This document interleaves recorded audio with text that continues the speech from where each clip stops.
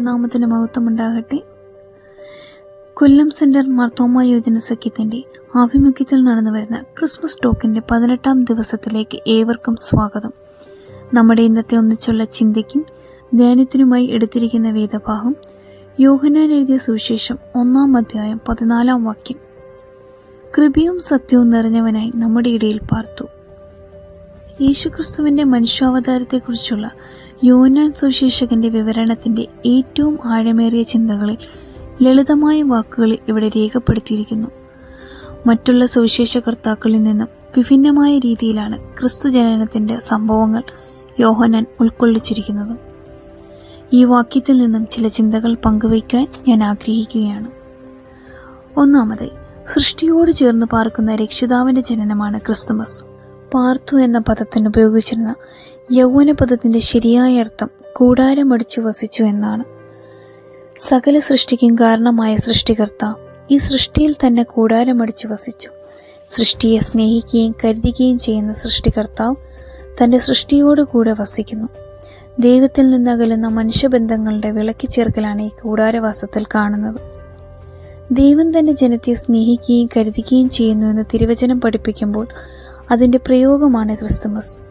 ദൈവത്തോടുള്ള സമത്വം മുറുകെ പിടിക്കാതെ എല്ലാ മഹിമകളും വെടിഞ്ഞ് മനുഷ്യരുടെ ഇടയിലേക്ക് അവിടുന്ന് ഇറങ്ങി. അതുവരെ മഹത്വപൂർണമായൊരു ദൈവത്തെക്കുറിച്ചുള്ള കേട്ടറിവ് മാത്രമേ മനുഷ്യനുണ്ടായിരുന്നുള്ളൂ. രണ്ടാമതായി, കൃപയും സത്യവും നിറഞ്ഞ സൃഷ്ടിതാവിന്റെ ജനനമാണ് ക്രിസ്തുമസ്. ദൈവത്തിന്റെ കൃപയോർത്ത് സ്തുതിക്കുകയും സ്തോത്രം കരയേറ്റുകയും ദൈവവുമായുള്ള ബന്ധത്തിൽ ധന്യത നേടാൻ യത്നിക്കുകയും ചെയ്യാനുള്ള അവസരമാണ് ക്രിസ്തുമസ്. മനുഷ്യന്റെ അന്വേഷണത്തിന്റെ ഫലമല്ല ദൈവവുമായുള്ള ബന്ധം, മറിച്ച് ദൈവം തന്റെ കൃപ കൊണ്ട് താണിറങ്ങി കൂടാരമടിച്ച് വസിക്കുകയാണ്. മനുഷ്യരുടെ മധ്യേ വസിച്ച യേശുവിനെയാണ് നാം ചരിത്രത്തിൽ കാണുന്നത്. സമൂഹത്തിലെ എല്ലാ മേഖലയിലുള്ളവർക്കും അവൻ പ്രാപിന്യനായിരുന്നു. ഏതൊരാൾക്കും എത്തിച്ചേരാവുന്ന ഏറ്റവും ചെറിയ ദൂരമായി ക്രിസ്തുവിനെ നാം കാണുന്നു. ഇത് യേശുക്രിസ്തുവിന്റെ കൃപ കൊണ്ട് മാത്രമാണ് നമുക്ക് അനുഭവിക്കാൻ സാധിക്കുന്നത്. ജഡധാരണത്തിൽ കൂടെ ദൈവം അധികമായി ഈ ലോകത്തെ സ്നേഹിച്ചതിന്റെ പ്രതിഫലമാണ് ക്രിസ്തുമസ്. ഈ ദൈവത്തിന്റെ കൃപയെ ഈ ക്രിസ്തുമസിന്റെ നാളുകളിൽ മാത്രമല്ല, എല്ലാ ദിവസവും നാം ഓർക്കണം. മൂന്നാമതായി, പ്രതീക്ഷയുടെ ജനനമാണ് ക്രിസ്തുമസ്. പുതിയ ദർശനത്തിലേക്കും പ്രത്യാശയിലേക്കുമാണ് ക്രിസ്തുമസ് നമ്മെ നയിക്കുന്നത്. മനുഷ്യരോട് ചേർന്ന് വസിക്കുന്ന ദൈവം ഒരു പുതിയ കൂട്ടായ്മ അനുഭവത്തിലേക്ക് ജനങ്ങളെ നയിക്കുന്നു.